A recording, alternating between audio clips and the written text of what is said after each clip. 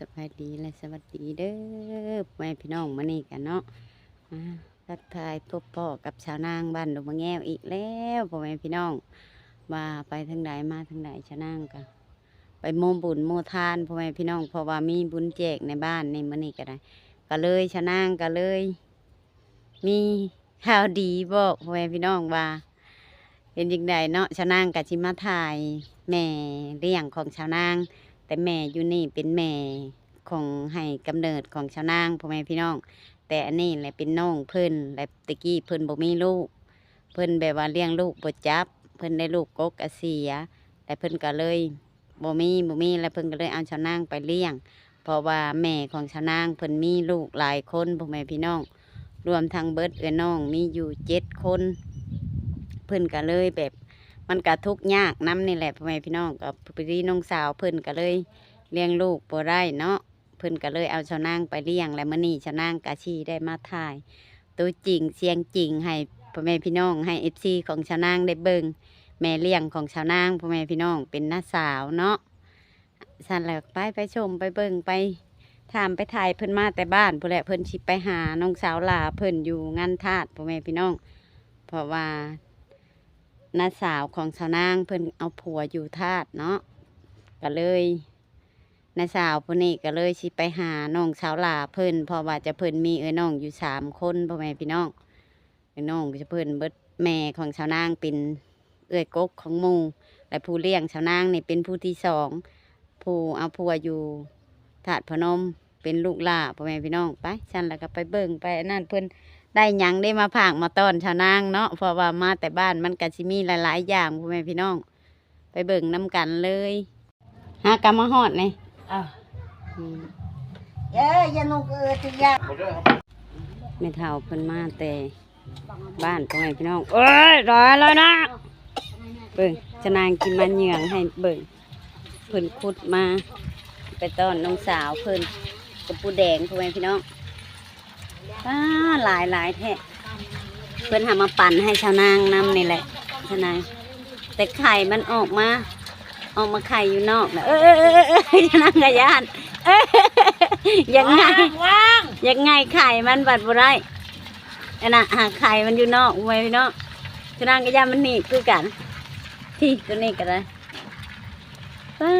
ได้หลายอันนี้พ่อแม่พี่น้องพงหลายแหงกับปูแดงแล้วก็มีโต๊ะอึ่งน้ำพ่อแม่พี่น้องเลยเคยกินบ่FCชาวนางเคยกินอยู่บ่โต๊ะอึ่งไปคุดเอาได้เนี่ยพ่อแม่พี่น้องลูกมันยังเอาลูกมันก็ยังเอาลูกมันก็เอาโอ้กระปูแดงพ่อแม่พี่น้องผูกปากกันนอนลิงกันลาดสิเนาะก็จะเมื่อยแห้งเนาะนี่เพิ่นของผักของต้นพ่อแม่พี่น้องเพิ่นเอามาให้ชาวนางนออย่างอันนี้ค่ะFCชาวนางหูอยู่บอกว่านออย่างนอสารพ่อแม่พี่น้องแต่นอใหญ่ๆพ่อนอใหญ่แห้งแล้วก็มีพักมีหวายนี่จะพักอย่างแหละชาวนางกับคือว่าบ่เคยกินนี่แหละผักบ่เคยกินได้อันนี้พ่อแม่พี่น้องอยู่ตามเฮือนได้อันนี้ได้ปลูกก็บ่ไปอยู่ผู้อยู่ผ่าผู้ว่ะอันนี้ผักอีชมดังขมอันนี้ค่ะเพิ่นมาให้มีหลายอย่างมีทางกระปูดอกกระปูแดงมาเลี้ยงให้พี่น้องเบิ่งอีกก็กระปูแดงนี่เพิ่นเลือกเบิ่งแล้วตัวตายตัวยัง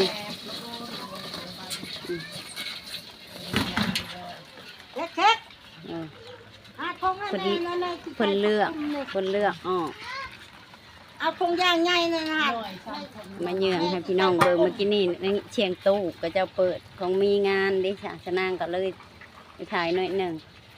นี่เพิ่นปิดแล้วชนางก็เลยสิมาถ่ายให้เบิ่งอีก ตัวอื่น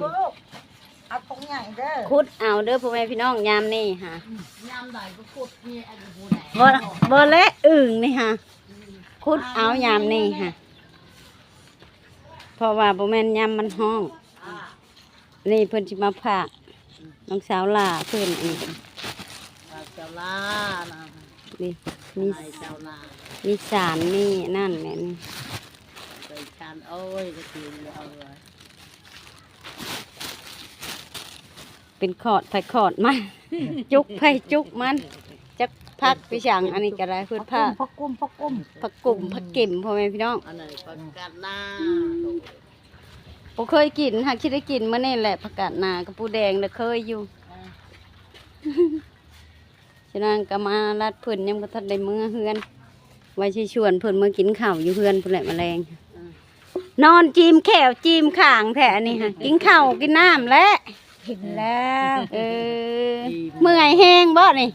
บ่ได้มื้อ เอาแนวมันไก่ พักผ่อน นอนพักผ่อนวะ นอนพักผ่อน โอ้ยลุกกับไรบ่ได้นี่ นอนพักผ่อนวะเมื่อย แห้งขี้ กิน รถ กินข้าวกับหยังมาหอดแล้วก็ได้ กินข้าวกับมักทั่วแฮ่บ่ กินข้าวกับมักทั่วแห่ว่าฉัน บ่ได้มีอาหารการกินแล้วมีแต่ผักมีแต่หญ้า อืมเพิ่นบ่ได้ไปเฮือนชาวนาง สมแอมกว่าบัดปูนนั่นหน่อยอ๋อเบียร์เพ่งคัน อืม แบบเอากอยบัดผักชียัน โอ้ โอ้ เออไม่คันเด้อกูโหม น้อง ก่อนเหยียดอะแบบบัดผักเชียนความแอบนี่ผักยาน อนเว้าพื้นนั่นก็ โพดโพ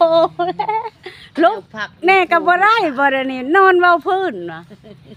ถาม FC เขายังฮู้ว่าไผเป็นคนไผ ก็ได้ สบายกันสบายดีเป็นคือกันเจ้ากันนะป้า ตา อ่ะ สบายดี อ่ะ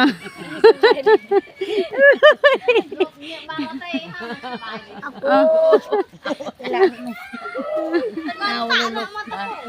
เท่าแล้ว เฒ่าแล้วบ่เป็นเฮ็ด มาเป็นว่า เป็นเบาเป็นเห็ดนะ โอ้ยชะนางกะสิหัวชะดอกโอ้ยพี่น้องนี่แหละ FC ชะนางถามมาว่าแม่นผู้ใดเลี้ยงชะนางอันนี้ผู้นี้แหละพ่อแม่พี่น้องเป็นน้องสาวของแม่ชะนางเนี่ยเป็นเอื้อยกกนี่แหละผู้ที่สอง ผู้ที่สอง ใหญ่ชำได้เอาเฮาไปเลี้ยงตะกี้หา FC ยังฮู้ประมาณจักปี ใหญ่บันไดแล้วอายุชำว่าชำลูกชาวเราหันแล้ว เอ ชำนั้นแหละ อชำแขกน้อย แต่แขกน้อยมัน12 ปีได้แขกน้อย นี่ทำไมเค้กนี่ ชำน้อยบ่ อ่า ชำไม่แขก อือ 9 ปี 9 ปีอันอดเลย อ่า อืมประมาณ9 ปีพ่อแม่พี่น้อง9 ขวบชะนางอยู่น้ำเพิ่นไปจนอายุฮอด15 ปี ฮอด15 ปีชำก้อยหนู อ่า แล้วชะนางก็ได้ไปหาเงินหาคำเพราะว่ามันทุกข์ยากก็เลยบ่ได้เข้าโรงเรียนเพิ่น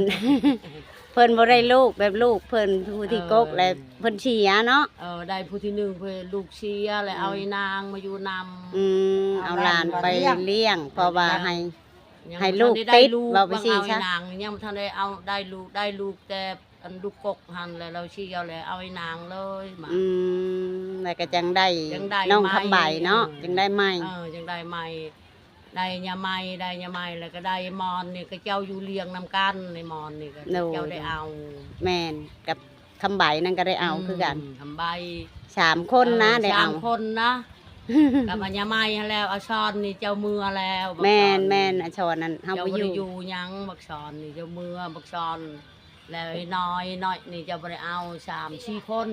อืม แล้วเจ้าได้มือใช้4 คน หลายคนเติบได้เอ้อน้องนี่ก็เนาะมันเว้นฮอด7 คน8 คนหกคน 8 คนหักเชียวเลย2 อืม ยัง เสี 6เดี๋ยวนี้ค่ะ ว่า ยังหก ช้ำ คน เอ้ยกับน้องช้ำกันได้นี่ แม่ของชาวนางแต่แท้กาได้7 คนเอ้อน้องชาวนาง อืม ปัดเอ้อน้องทั้งแม่บุญธรรมนี่ก็7 คนพ่อแม่พี่น้อง อ่า ก็ถือว่าหลายแห้งแหละเนี่ย หันมัน เป็นไรบาดนี่อยู่ดีมีแห้งอยู่บ่ลงมานี่ค่ะไปหาหมอบ่เจ้าค่ะ อย่าไปหาหมอแล้วบ่ได้อยู่ในมีแห้งเลยเบิ่งแต่กระโตนี่ตึมอยู่นี่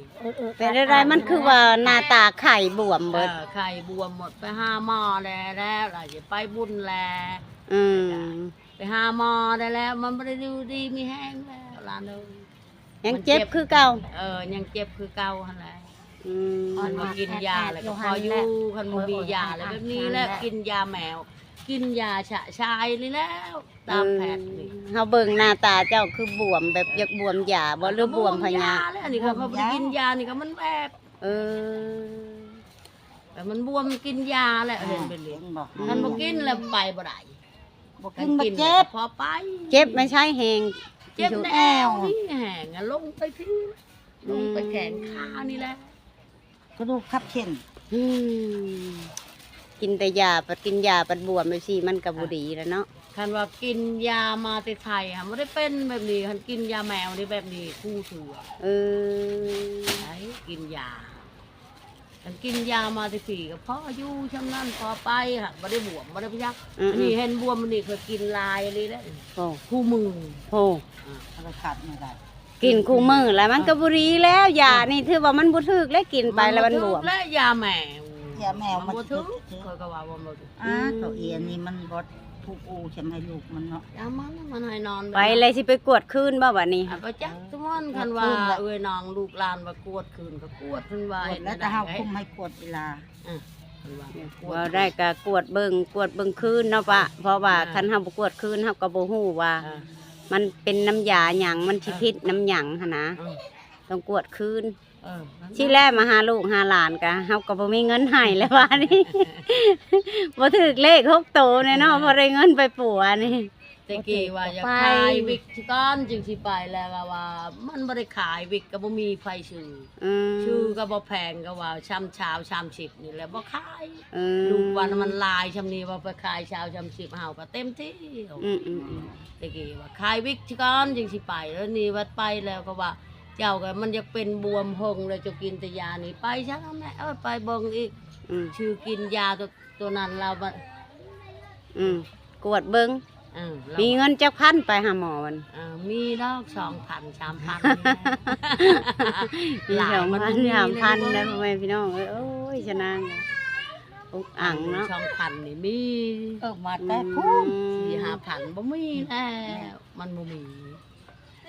ยากเพราะว่าพ่อเฒ่าเพิ่นก็บ่อยู่นำแหละเนาะ พอเฒ่าเพิ่นก็บ่อยู่หันแตะกี้ยังว่าใช้พ้นมีเงินมีทองอันนี้ก็แกะมะขามเนี่ยขายจางรถมาผีนี่ แกะมะขามขายนะพ่อแม่พี่น้อง แม่ของชาวนางแกะมะขามขายมาหาลูกก็บ่มีเงินให้ซี่แหละโอ้ยไปชบมันก็บ่มีเนาะพ่อแม่พี่น้องเฮ็ดได้แหละชาวนางก็ล่ะป้านี่ก็มานำมาลิน เรานี่มาลิ้น มา ไปแต่ดงแต่ป่าเลยยังมาลิ้นนำ เออ แล้วก็ มา มา เอ้ยน้องคือกันน่ะ ลูกหลาน แม่น โด ลูก ย ไก่ เดี๋ยวเฮาก็ลงมาหึงแล้วเฮาก็ลืมแล้วเนาะ เพราะว่าเฮาอยู่ยังแต่น้อยอยู่หันเฮาก็ลืมเลยวันนี้ค่ะ แต่ลงกับอันนั้นตาบ่าวอยู่หันน่ะเราลงทั้งวันน่ะรุ่นไหน ช่องเทือนี่เราไปนำก่อนแต่ว่าเขาจะไปนำเจ้าไปพุ่นไป มาสิเป็นหยังอย่างว่าเล่นก็มาหาลูกหาหลาน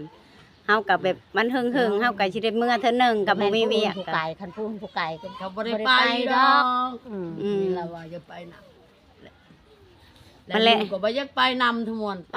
เขา ไปน้องก็มานำเบิดสองไปพี่น้องไปกินข้าวอยู่เฮือนพุ่นแหละแมลงฉันเด้อจะกินหยังแล้วเฮาสิพาจำแจว1พักไปเที่ยวหั่นแหละ กินยังก็บ่ได้ติ บ่ได้เฮ็ด โดยมีกินอยู่ผักมีชีชอมไปหั่นเลยเด้อจ้ะ อยู่ใช่ก็ ผู้บ่มีพี่ช้างกับพี่น้องเฮาก็เฮาไป โดย บ่มีก็ไปแล้วลูกหลาน โดยอ้าวนอนพักผ่อนซะจ้ะเมื่อยไปพี่น้อง ยายก็ โดยสบายดีเด้อนอนพักผ่อนกันเด้อวันนี้เด้อ สบายดี โด สบายดี ยเนาะพ่อแม่พี่น้องชาวนางก็ได้มาถ่าย แม่บุญธรรมของชาวนางพ่อแม่พี่น้องน้องสาวของแม่ของชาวนางเลี้ยงชาวนางแต่อายุประมาณ9 ขวบคือว่าภาษาไทยเอิ้น9 ขวบภาษาลาวแล้วก็ว่า9 ปีพ่อแม่พี่น้องก็มาถามถ่ายเพิ่นก็บ่สบายเนาะเพิ่นมาหาชาวนางก็เพิ่นสิไปหาหมออยู่ธาตุพุ่นแหละพ่อแม่พี่น้องก็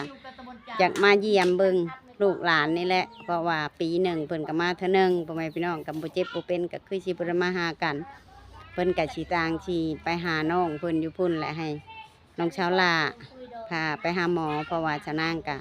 บ่มีเงินที่พาเพิ่นไปหาหมอก็เนาะชะนางกะพอได้แต่ให้เพิ่นไปนอนเฮือนนอนชานกินข้าวกินน้ำนำชะนางกะช่วงนี้ชะนางกะบ่มีแนวเฮ็ดบ่มีเงินมีคำเงินกะเล็กๆน้อยๆพ่อแม่พี่น้องก็บ่พอได้ให้เพิ่นนะชะนางกะให้กำลังใจเพิ่นก็มาถ่ายให้พี่น้องเบิ่งให้FC ของชะนางได้เบิ่งว่าไปทางใดมาทางใดมื้อนี้ก็อยู่รัดเพิ่นบ่ได้ไปทางใดพ่อแม่พี่น้องเพิ่นลงมาเพิ่นไปหาหมอหน้าตาเพิ่นก็ไข้เนาะชะนางก็โอ้ยก็น่าสงสารก็ไปซี่แหละมาหาลูกก็ได้ลูกก็ปัดบ่มีเงินมีคำอยากให้เพิ่นชะนางก็อ้าวซั่นสำหรับคลิปนี้ชะนางก็สิจบไว้ชำนี้ก็ถ้าติดตามอีกคลิปหน้าพ่อแม่พี่น้องว่าไปทางใดมาทางใดชะนางก็สิถ่ายให้พี่น้องเบิ่งอีกคือเก่าสำหรับคลิปนี้ชะนางก็สิพากทางผู้ใหญ่ใจดีแม่ใหญ่ใจดีทุกๆท่านเพราะว่าอยู่ในประเทศหรือต่างประเทศที่เข้ารับชมและติดตามคลิปของชะนางก็ฝากกดไลค์กดแชร์กดกำลังใจให้ชะนางให้ชะนางได้เฮ็ดคลิปต่อๆไปเด้อพ่อแม่พี่น้องสำหรับคลิปนี้ชะนางกะศิลาไปแล้วตัวใดชะนางว่าผิดก็ขอโทษขออภัยเด้อพ่อแม่พี่น้องกราบสบายดี